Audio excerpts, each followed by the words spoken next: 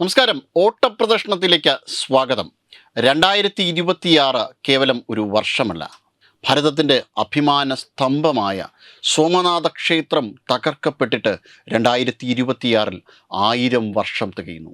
എന്താണല്ലേ, നോക്കൂ, 1000 വർഷത്തിന് മുന്നെയാണ് സോമനാഥ ക്ഷേത്രം ആദ്യമായി കൊള്ളയടിക്കപ്പെട്ടത്.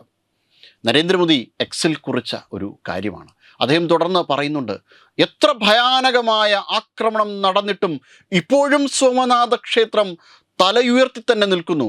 എന്നാൽ അതിൻ്റെ അർത്ഥം ഭാരതത്തിന് വേണ്ടി പോരാടാനുള്ള, സോമനാഥ ക്ഷേത്രത്തിന് വേണ്ടി പോരാടാനുള്ള അളക്കാനാകാത്ത ധൈര്യമുള്ള, പോരാട്ടവീര്യമുള്ള ചെറുപ്പക്കാരുടെ സാന്നിധ്യമാണ് ഇത്തരത്തിൽ ഈ സംസ്കാരത്തിന് പിന്തുണയേകിക്കൊണ്ട് ഈ സോമനാഥ ക്ഷേത്രം ഇപ്പോഴും തലയുയർത്തി നിൽക്കുന്നതിൻ്റെ കാരണം. അക്ഷരാർത്ഥത്തിൽ എത്രയോ ശരിയായ കാര്യമാണ്. എത്രയോ തവണ സോമനാഥ ക്ഷേത്രം ആക്രമിക്കപ്പെട്ടു. ഓരോ തവണ ആക്രമിക്കപ്പെടുമ്പോഴും സോമനാഥൻ എൻ്റെ രാജ്യത്തിൻ്റെ സംരക്ഷകനാണ്, എൻ്റെ ധർമ്മത്തിൻ്റെ കാവൽക്കാരനാണ് എന്ന ബോധ്യം ഇവിടുത്തെ ഭരണാധികാരികൾക്കുണ്ടായിരുന്നു. അതിനുവേണ്ടി പോരാടാനുള്ള സന്നദ്ധതയുണ്ടായിരുന്നു, താല്പര്യമുണ്ടായിരുന്നു.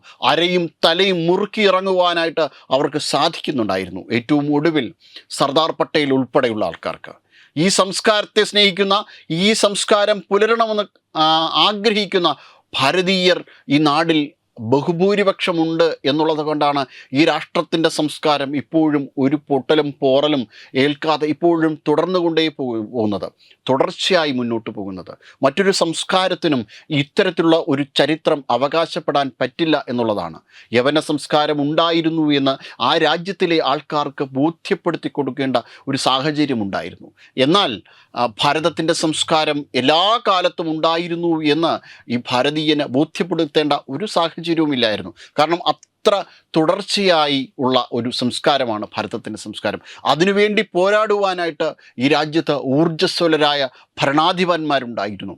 2026 ആദ്യമായി ക്ഷേത്രം ആക്രമിക്കപ്പെടുന്നത്. തുർക്കിയിൽ നിന്ന് എത്തിയ കൊള്ളക്കാരനായ ഗസ്നി മെഹമ്മൂദാണ് ആദ്യം ക്ഷേത്രം കൊള്ളയടിച്ചത്.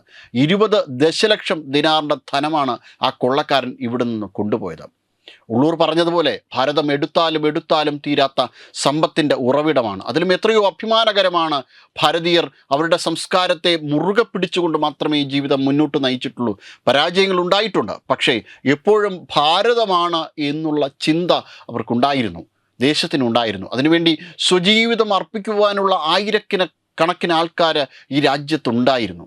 1169 സോമനാഥ ഖേത്രം പുതുക്കി പണിതു. കുമാരപാലൻ്റെ സമയത്താണ് ക്ഷേത്രം പുനർനിർമ്മിച്ചത്. തുടർന്ന് 1299 ഉലൂ ഖാൻ്റെ നേതൃത്വത്തിൽ അലാവുദ്ദീൻ ഖിൽജിയുടെ സൈന്യം ക്ഷേത്രം കൊള്ളയടിച്ചു. തുടർന്ന് 1308 സൗരാഷ്ട്രയിലെ ചുദാസാമ രാജാവായ മഹീപാലൻ ഒന്നാമൻ ക്ഷേത്രം വീണ്ടും പുനർനിർമ്മിച്ചു. 1395 ഡൽഹി സുൽത്താൻ്റെ കീഴിലുള്ള അവസാനത്തെ ഗവർണറായ സഫർ ഖാൻ വീണ്ടും ക്ഷേത്രം ആക്രമിച്ചു. അവിടെ ക്ഷേത്രം പൂർണ്ണമായി തകർക്കപ്പെട്ടില്ല, ക്ഷേത്രം ആക്രമിച്ചു.